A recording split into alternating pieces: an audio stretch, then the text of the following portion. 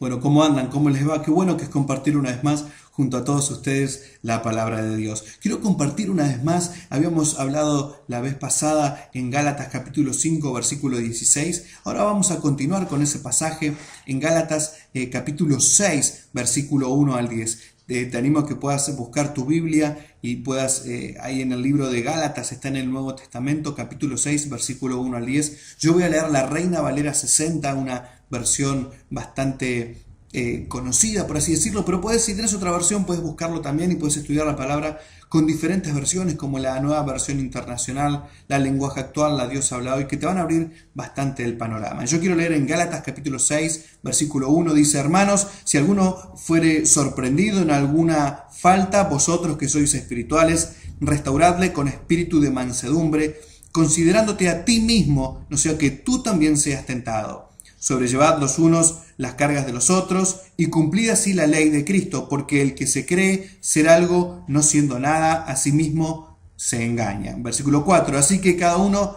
someta a prueba su propia obra y entonces tendrá motivo de gloriarse solo respecto de sí mismo y no en otro. Porque cada uno llevará su propia carga. El que es enseñado en la palabra haga partícipe de toda cosa buena al que lo instruye. No os engañéis, Dios no puede ser burlado, pues todo lo que el hombre sembrare, eso también segará.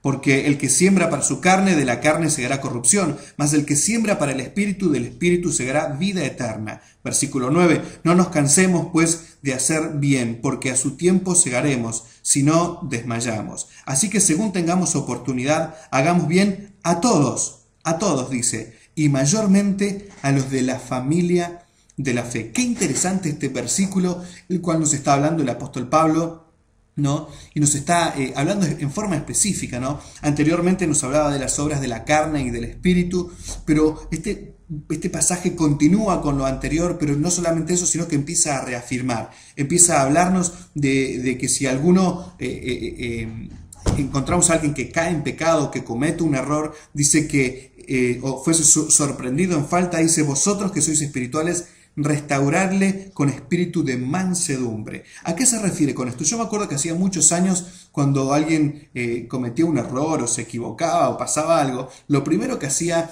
era, qué sé yo, gritarte o exhortarte de una forma mala. Entonces te retaban y uno no es como que le daba vergüenza o se ponía mal por este tipo de cosas. Ahora, lo interesante de esto es que parece que esa gente en aquel entonces no leía esta parte de la Biblia. Yo cuando la leí me sorprendió porque pensé que esa era la forma correcta. En muchos lugares también con respecto a las disciplinas, cómo se emplean las disciplinas en las diferentes congregaciones. Esto también me llamó la atención y fue motivo de estudio para mí en algunos momentos. ¿Por qué? Porque había congregaciones que tomaban, por ejemplo, yo conozco un montón de casos de personas que cuando tomaban una disciplina, qué sé yo, había una parejita de jovencitos que por ahí caían en pecado, ¿no? Cometían un error y lo primero que hacían era decirle a toda la congregación lo que habían hecho. Sin embargo, la Biblia me habla de 3 puntos de disciplina y me dice cómo se va haciendo esa disciplina. Y me habla de 3 puntos en los cuales me dice cómo llamarlo, primero llamarlo la atención en forma privada con un testigo. Después me dice, bueno, hacerlo si es reiterativo el mismo pecado y sigue insistiendo en lo mismo. Bueno, ahí me dice que primero lo exhorto yo, después llamo a 2 testigos. Y el tercer punto es hacerlo delante de la congregación. Hay congregaciones que se saltaban todos los puntos y iban directamente a la humillación pública. Y eso solamente se utilizaba en momentos en los cuales el pecado era reiterativo y ya empezaba a dañar a muchísima gente de la congregación.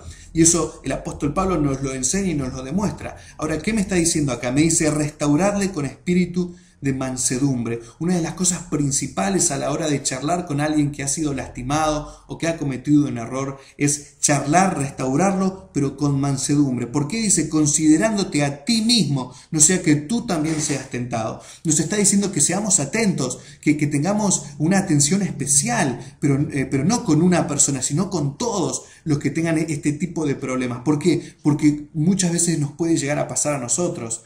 y nosotros no nos va a gustar que nos traten mal, vamos a querer que nos traten bien, pero para eso nosotros tenemos que tratar bien también a la gente. Después me sigue diciendo, sobrellevad los unos las cargas de los otros y cumplid así la ley de Cristo, porque el que se cree ser algo no siendo nada, a sí mismo se engaña. Acá me habla de una cierta insensatez por parte de algunas personas que por ahí llevan la palabra, predican y yo hablo con un montón de gente y por ahí me dicen, no, porque yo hice esto en la iglesia, porque yo ayudé a tanta gente, porque yo hice tantas cosas y bueno, sí, hiciste todo eso, pero ¿para quién lo hiciste si estás buscando una respuesta, si estás buscando una recompensa? En forma indirecta, ¿no? Porque la gente te dice, no, yo no quiero nada. Es lo primero que te dicen, pero es lo primero que sacan a reflote cuando están lastimados. Mirá todo lo que yo hice en este lugar, mirá todo lo que, bueno, pero ¿para quién lo hacías?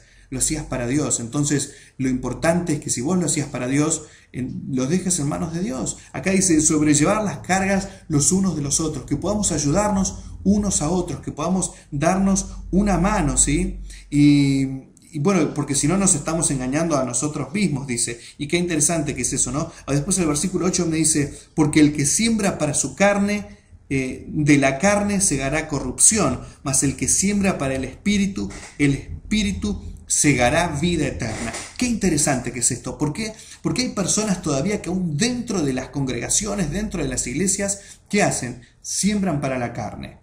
Siembran para la carne. ¿Qué es sembrar para la carne? Este tipo de cosas. Personas que hacen las cosas por un motivo económico quizás, o por un motivo de vanagloria. ¿Cómo nos damos cuenta con esto? Viste que hay personas que a veces están eternizadas en los ministerios, que se la pasan en ese ministerio y pasaron 10 años, pasaron 15 años y dicen como si fuese con orgullo, no, yo hace 10 años, 15 años que estoy en este ministerio y nunca nadie ha venido acá.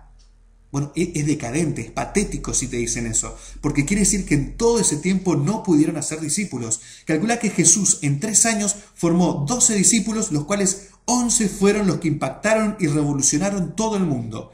Imagínate, en 3 años. Y vos en 15 no pudiste hacer nada, no pudiste levantar a una persona que te suplante cuando te enfermas. Eso es decadente. Eso demuestra que una persona está sembrando para la carne y no para el espíritu, porque siembra para sí, para vanagloriarse, para que todo el mundo diga, no, dependemos de él, ¿cómo lo vamos a sacar? ¿Cómo vamos a sacar a esta persona si dependemos de él? Porque si no está él, ¿quién lo va a hacer? Bueno, eso es decadente, eso demuestra que se siembra para la carne. Cuando una persona te dice, no, porque yo hace tantos años que estoy acá, y en todos estos años no hiciste un discípulo. Me acuerdo que hace muchos años visité una iglesia y hablaba con un director de alabanza y me dice, no, porque yo estuve trabajando con tal persona, no sé, un evangelista muy conocido en forma internacional. Después estuve ministrando alabanza en esta iglesia. Y en esta iglesia hace 20 años que estoy ministrando alabanza. 20 años, qué bien. Y yo cuando entré a la iglesia lo primero que vi era que era la única persona que tocaba la guitarra. Entonces digo, 20 años, qué tremendo, qué bendición. No, sí, una bendición, porque todavía estoy acá firme, me decía. Y le digo, ¿y en 20 años no pudiste preparar a nadie? Y ahí hubo un silencio. En 20 años no pudiste preparar a nadie que se quede en tu lugar y vos poder crecer e ir a otro sitio. Eso demuestra que es decadente, que muchos de nosotros sembramos en la carne, sembramos para la carne. Entonces, ¿qué es lo que vamos a sembrar? ¿Qué es lo que vamos a cegar? ¿Qué es lo que vamos a levantar? Corrupción, dice. Corrupción. ¿Por qué dice corrupción? Porque una persona cuando se perpetúa en un lugar, lo que demuestra es que en ese lugar hay corrupción. ¿Por qué? Porque hay algo que le conviene, hay algo de lo cual está sacando rédito. Entonces lo que una persona siembra para la carne, lo que va a cosechar, lo que va a cegar, lo que va a levantar, es corrupción. Yo te animo a que puedas tomar, es dura la palabra de hoy, ¿no? Pero yo te animo a que puedas tomar una decisión. A esos líderes que tienen personas perpetuadas ahí, empiecen a sacarlos. Sáquenlos de ahí. ¿Por qué? Porque son personas que lo que van a levantar de ahí va a ser corrupción. Personas corruptas. Y eso es lo que no les sirve. Y no sembramos. Ahora dice, pero el que siembra para el espíritu, segará del espíritu, ¿qué cosa? Ni más ni menos que vida eterna. Qué tremendo que es esto, ¿no? Recibir vida eterna porque lo que sembramos fue en el espíritu. Esas personas, claro, no van a tener una recompensa económica. ¿Por qué? Porque no hay corrupción. ¿Dónde está? ¿Dónde están esos tesoros? En el cielo, en la vida eterna. Qué tremendo que es eso. Dice, no nos cansemos pues de hacer bien porque a su tiempo segaremos, si no desmayamos. Así que según tengamos oportunidad, hagamos bien con todos, no importa si es cristiano o no es cristiano. La Biblia nos dice que hagamos el bien con todos, pero mayormente me dice al final a los de la familia de la fe. Qué tremendo, ¿no? A los de la familia de la fe, a nuestros hermanos en Cristo, a ellos son los que tenemos que ayudar también principalmente, ¿sí? Porque dice, y mayormente a los de la familia de la fe, a los de la familia de la fe. ¿Cuántas veces tenemos hermanos en Cristo que pasan necesidad y muchas veces nadie se acerca? Dice, no, yo estoy acá y nunca nadie me vino a ver. La vez pasada tuvimos la oportunidad de ayudar a algunas personas que estaban pasando por una necesidad y nos dijeron algo que nos entristeció mucho y que fue que nadie nos llamó por teléfono. Nos dijeron, nadie se acordó de nosotros en este momento en el cual estamos pasando una mala situación.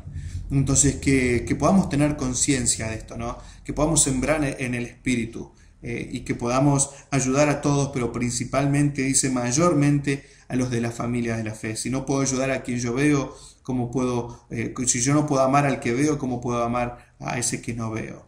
Qué tremendo que es esto, ¿no? Que podamos tener en cuenta esto, ayudar y sembrar en el Espíritu y no sembrar en la carne, que lo que levantamos va a ser corrupción. Te animo a que sigas con esta serie de mensajes en nuestro canal de YouTube o también por medio de nuestro programa Buscando Adoradores Recargado o también en el Facebook de la Escuela de Adoración. Muchas gracias, chao, hasta la próxima.